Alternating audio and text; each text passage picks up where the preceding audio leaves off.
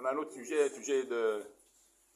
Des fois, un homme, il est pris, comme on l'a expliqué, comme hier, on avait expliqué ça, le sujet de la...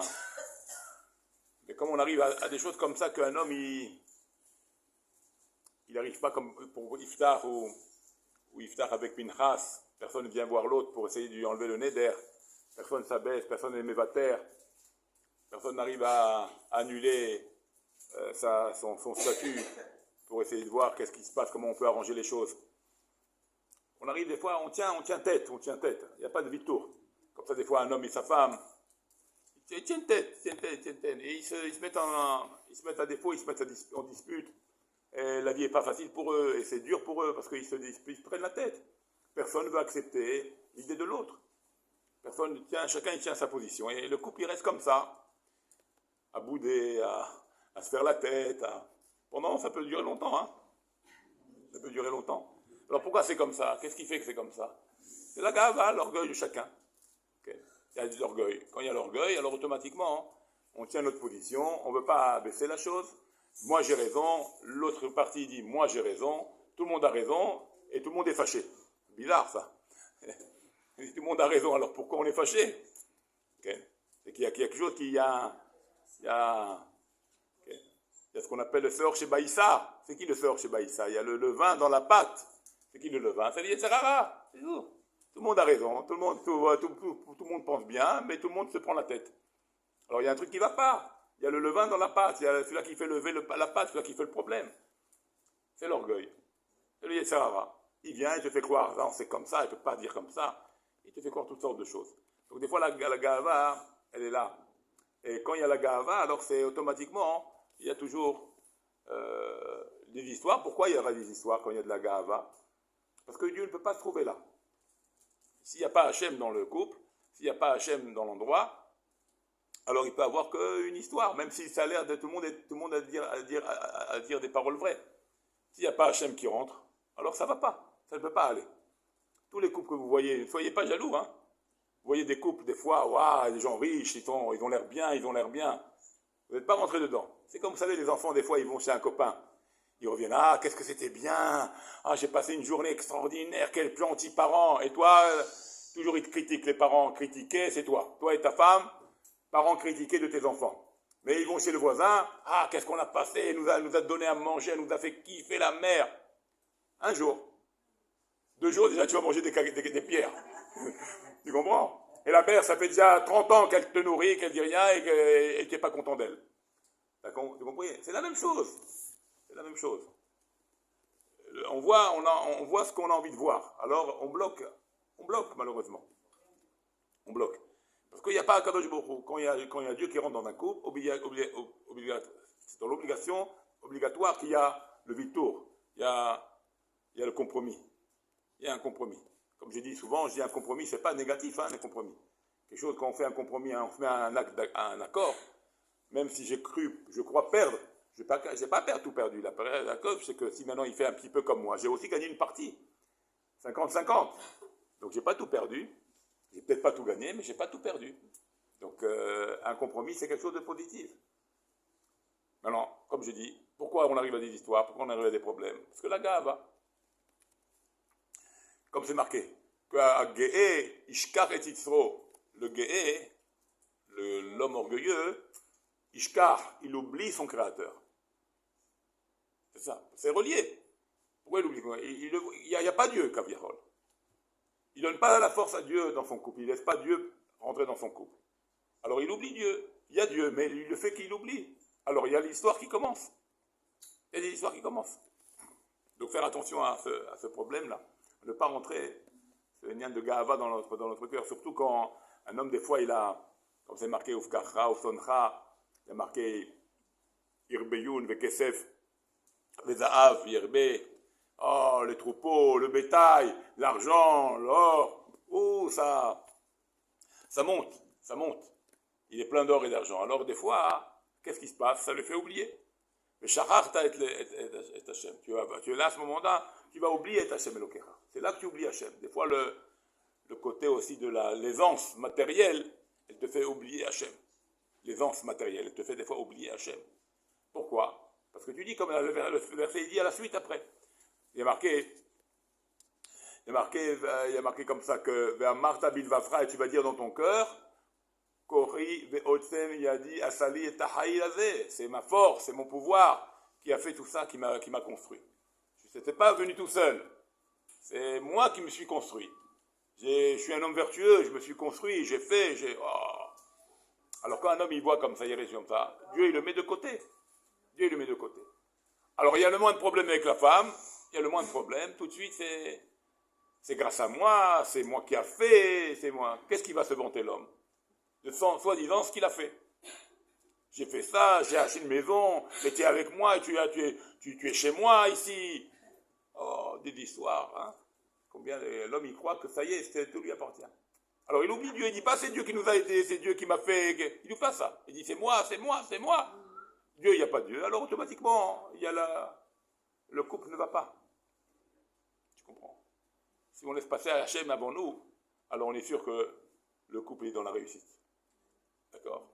Parce que l'événement que Kadosh Baruch Hu nous fait montrer là, c'est un événement, ça vient de Dieu. Il veut voir comment tu réagis. Il veut voir comment tu penses, comment tu réagis. Tu fais rentrer Dieu dans ça. Alors il n'y a pas lieu de s'énerver contre l'événement. Tu ne fais pas rentrer Dieu dans ça. Alors l'événement, c'est un problème. Après, si tu veux te donner raison, et tu veux donner la faute à l'autre qui maintenant subit un événement peut-être qu'on n'aime pas subir. Alors tu donnes la faute à l'autre. C'est pas moi, c'est à cause de toi qui a ça. Mais si tu vois Dieu, c'est ni toi ni moi, c'est un bon là. Maintenant, on va faire en sorte qu'on va surmonter l'événement. Ou par une manière de changer notre vie, ou par l'acceptation de l'événement sur nous, et kaparatavonot, comme on dit, ou tikkun, ou de réparer, ou de te donner une amélioration. On dit, ah, s'il m'arrive ça, c'est qu'il faut maintenant s'améliorer. D'accord? Et pas remettre la faute à l'autre. Comme je dis souvent, des fois, hein, tu marches dans la rue, il y a un poteau qui te fait tomber. Aïe, aïe, aïe, aïe, aïe, tu fais tomber, t'as mal, t'as mal. On n'a jamais vu un bonhomme, il tape sur le poteau, il va casser le poteau en miettes. Il veut dire, c'est fou s'il fait ça. Ah, il s'en veut, bon, aïe, aïe, aïe, il s'en veut. Ah, j'ai pas fait gaffe, j'ai pas vu, ah là, là, là, là. Bon, il a mal. Voilà sa réaction. Tout d'un coup, il y a un bonhomme qui marche, il lui rentre dedans. Sans faire exprès, pourquoi là tu t'es mis en boule contre l'autre qui t'est rentré dedans? Et sur le poteau, personne n'a rien dit. Mais l'événement, c'est Hachem qui te l'a envoyé. Que ce soit par un bonhomme, ou par un poteau, par un chien, ou par une peau de banane, d'accord? C'est Hachem, il a voulu comme ça. Alors, pour l'homme, tu te rebelles. Ah, pourquoi je me rebelle là? Parce que je crois maintenant que l'événement, il ne vient pas de Dieu, il vient de lui. Alors, je me rebelle. Mais c'est faux. C'est vrai peut-être que lui, maintenant, il va payer quelque chose. Parce que des fois, Kadosh Baruch Hu, il utilise des gens qui sont chayav. Quelqu'un de Chova, il est chayav. Il prend quelqu'un déjà de chayav pour faire du mal encore, pour le mettre encore plus bas. Jusqu'à temps qu'il se réveille. Ça, c'est une chose. Mais ce n'est pas ton problème, toi. Toi, ton problème, c'est un événement qui vient, que tu subis. Il vient par Dieu. Dieu, il veut comme ça. Alors, vois les choses pourquoi. Pourquoi pour le poteau, tu ne te mets pas en colère, et pour ça, tu te mets en colère? C'est exactement pareil. Si ça vient de Dieu, pour le poteau, tu as accepté. Ça aussi, ça vient de Dieu. Tu comprends? Et maintenant, pourquoi? Pour toi, Père, pour toi, faire ton tikkun, okay? Pour toi, voir comment tu vas réagir, okay? Si tu vas bien réagir ou pas. Et pour lui, celui qui t'a fait le mal, ou celui qui t'est rentré dedans, comme on dit, okay? Pour voir lui aussi, s'il est chayav ou pas chayav, il doit se poser la question, pourquoi Hachem il m'a mis dans cette situation que je suis rentré dans une personne? Il doit se poser aussi la question. Ça veut dire que peut-être que je suis chayav, il me met dans une mauvaise situation, une mauvaise posture. Tu comprends? Comme un homme, des fois, il te met dans une bonne posture. Il y a eu un super truc, tu as été embarqué dans un super truc. Hachem, il m'a choisi, pourquoi? Je ne sais pas, mais je remercie Hachem. Et quand c'est un mal, quand c'est une intervention qui n'est pas très bonne, que tu as dû faire, sans même des fois ton consentement, tu vas poser la question, pourquoi Hachem, il m'a choisi pour faire le mal? C'est pas bon pour moi. Ça veut dire que quelque part, c'est une mise en... tu dois te poser la question, peut-être que je suis mis à l'épreuve. Peut-être que je ne suis pas si méritant que ça. Peut-être que je suis chayav. Et Hachem, il continue à me rendre chayav parce que déjà ma situation n'est pas bonne. Donc vite, il faut vite se réveiller. Tu vois, c'est un appel. Des fois, être chayav, c'est pour te réveiller, à vite te sortir de ce chiyuv là qui s'incombe sur toi, qui est sur ta tête. Mais c'est ça la réponse. Quand tu vois que tu as fait un problème négatif, tu as quelque chose de négatif, tu as créé l'événement négatif, d'accord, tu es rentré dans une personne, ça c'est un réveil normalement, si tu as la conscience, de dire, oh, je suis peut-être dans une mauvaise posture avec Dieu, je suis peut-être pas bien. S'il m'a choisi à faire quelque chose de mal, c'est peut-être que je ne suis pas bien. Et s'il m'a choisi à quelque chose de bien, il faut que je continue à garder. Tu comprends? C'est comme le mauvais rêve ou le bon rêve. La Gemara dit, c'est un cauchemar. Ne crois pas que ça y est, c'est pour t'angoisser. Le contraire, c'est pour te réveiller.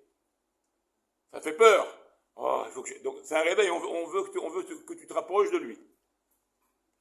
Alors c'est vrai, ça passe par un mauvais rêve, mais c'est un moyen pour toi à prendre conscience. Tu comprends? Donc faire attention à ça, c'est un appel. Quand un homme il a une situation que ça ne va pas, ou qu'il a créé une situation qui n'est pas bonne, Hachem il veut de moi que je me réveille, que je me calme. Il y a quelque chose qui ne va pas. Tu vois? Quand c'est dans le bien, tant mieux. Mais il faut que ça reste dans le bien. Donc il faut que je rajoute toujours à faire du bien pour que toujours j'ai des bons événements. Et c'est comme ça notre vie. Notre vie elle est faite comme ça. Tu veux du bien, fais Torah, fais mitzvot, fais des bonnes choses, tu seras entouré de bien. Côtoie des gens bien, côtoie des gens qui sont comme toi, côtoie des gens qui sont dans la Torah, dans les mitzvot. Alors tu seras, Bezrat Hashem, entouré de bien. C'est des connexions des fois. On fait des connexions, des fois c'est pas toujours les bonnes. Nous-mêmes on se met dans le pétrin. Après on dit non c'est Dieu. Nous-mêmes on s'est mis dans le pétrin, tout seul. Tu comprends? Ça arrive souvent ça. On se fait des trucs, on rentre dans des trucs, on fait du mal. Et voilà, c'est pas toujours bien. Il faut faire attention. De ne pas rentrer dans des jeux. Ça, bon, la plupart du temps, c'est notre gava. C'est la gava qui parle, c'est notre moi. C'est moi. Alors ce moi-là, il te met dans la galère. D'accord? Donc faire attention à toutes ces choses-là, c'est... Okay. Okay. Comme c'est marqué, Toevat Hashem, Kol Gavalev. Comme ça c'est marqué. C'est abominable, c'est une abomination. Kol Gavalev, tout homme orgueilleux. C'est abominable aux yeux de Dieu. Comme ça il dit des Shlomo HaMelech. C'est une abomination, c'est affreux. C'est pour ça qu'il faut Bezrat Hashem. Pentinakesh acharehem, il y a marqué comme ça, de peur que tu te fais piéger. Shamer lecha pentinakesh acharehem. Garde-toi de peur que tu tombes dans le piège. C'est de la gava. Garde-toi, préserve-toi. Fais attention. Tu sais que celui-là, ça peut t'emmener à de l'orgueil, telle et telle situation. Ne va pas. Tu comprends? Si déjà tu arrives à faire une mauvaise action, ça veut dire que tu es déjà tombé dans le piège. Tant que tu as encore la réflexion à dire non, je veux pas, je réfléchis, c'est pas pour moi ça. Ça va emmener l'orgueil, tout ça. Alors, tu t'es préservé. Dès que tu es dans le truc et il y a une chose de mauvais qui s'est produit avec toi, tu es déjà dedans. Tu es déjà dans la boue. Alors là, ça demande un double effort à s'en sortir. Un double effort. Tant que tu n'es pas encore rentré dans le problème, tu peux te préserver. Tu es rentré dans le problème, là maintenant il faut savoir s'en sortir. Okay. Il faut savoir sortir de là. D'accord? Comment m'en sortir? Si ça recommence et tu retombes encore, c'est gamin, non? Tu es faible. Si ça recommence et tu dis ah non, cette fois-ci il faut que j'arrive, tu as réussi. Tu commences à grimper vers le bien. Et là, tu verras qu'Hachem ne va plus donner des preuves où toi tu seras le pion, on va dire, du mal, le chaliard du mal. Non, il ne va plus te donner. Mais tant que tu retombes, ça peut être comme ça une roue qui tourne, une spirale qui t'attire à ça. Et plus pour ça, pour t'accuser à la fin, parce qu'à la fin tu seras redevable. Mais si tu arrives à prendre conscience que dès la deuxième fois que tu ne veux plus faire ça, et tu dis à Dieu, tu montes par là, que tu ne veux plus, tu verras qu'Hachem va te protéger, tu ne seras plus le chaliard du mal. Tu comprends? À cause de quoi tout ça? Je répète, à cause de la gava. On peut être, nous, le Havé Shalom, les shluchim du mal, les shluchim des mauvaises choses. À cause de quoi? De notre gava, notre moi. Je vais me montrer, je vais faire lui dire, tu vas voir comment je vais lui faire, tu vas voir comment. Si tu pars comme ça, t'as pas démarré encore. Tu es dans le mal. Tu comprends? Ça, c'est des choses qu'il faut faire très très attention. Et c'est ça qui nous fait chuter, nous, le peuple d'Israël. C'est ça qui nous fait tomber. D'accord? Donc ça, c'est des choses, il faut absolument être hazak. pas être pris par la gava. Tout le contraire de la gava, c'est quoi? C'est la anava. D'accord? Tout le contraire. Plus un homme il est humble, plus un homme il est discret, plus un homme il est effacé, plus un homme il accepte, plus ça ira bien. Comme je dis souvent, des fois, c'est comme, vous savez, quand tu demandes des choses, des fois, tu demandes. Alors les gens, ils font ces demandes. Mais un peu plus, dans le temps, combien ils demandent celui-là? Quand tu donnes, après, tu fais des choses un peu, tu laisses libre. D'accord? C'est le même les gens qui demandent comment on peut aider. Je ne sais pas si vous comprenez ce que je dis. Des fois, il y a des choses que plus tu vas insister, et plus ça fait un retour contraire des personnes.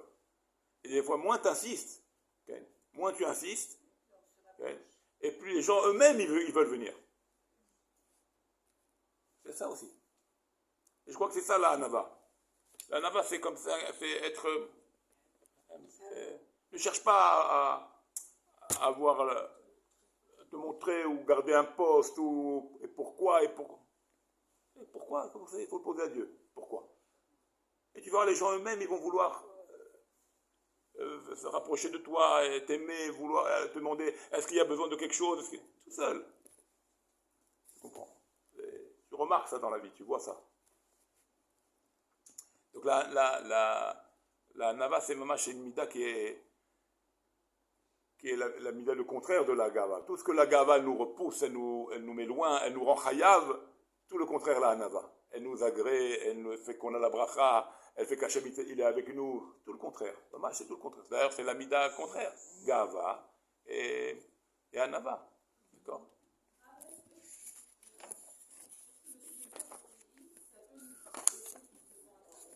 Tout est...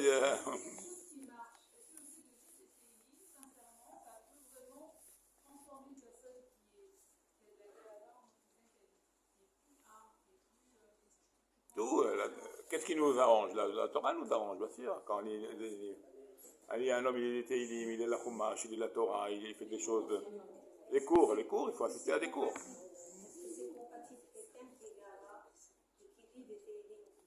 C'est pas grave, il faut faire. C'est pas grave. Okay? C'est pas grave.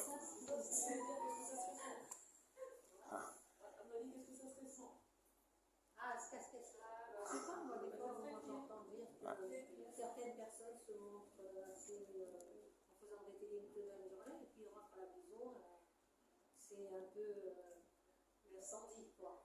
Ça se répète et puis ils s'attachent au télévision. Est-ce que ça dépend des personnes maintenant, s'il y a des gens qui... Ça peut Okay. Ça c'est des choses qu'il faut se...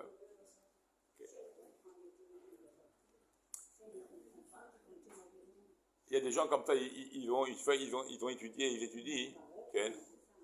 Ils vont finir leur étude et ils se contentent de cette étude-là. D'accord? Ils sont contentés de ça. Après, ils redeviennent comme si rien n'était. Pourquoi? Parce que l'étude ne les pénètre pas. Ça ne pénètre pas en eux.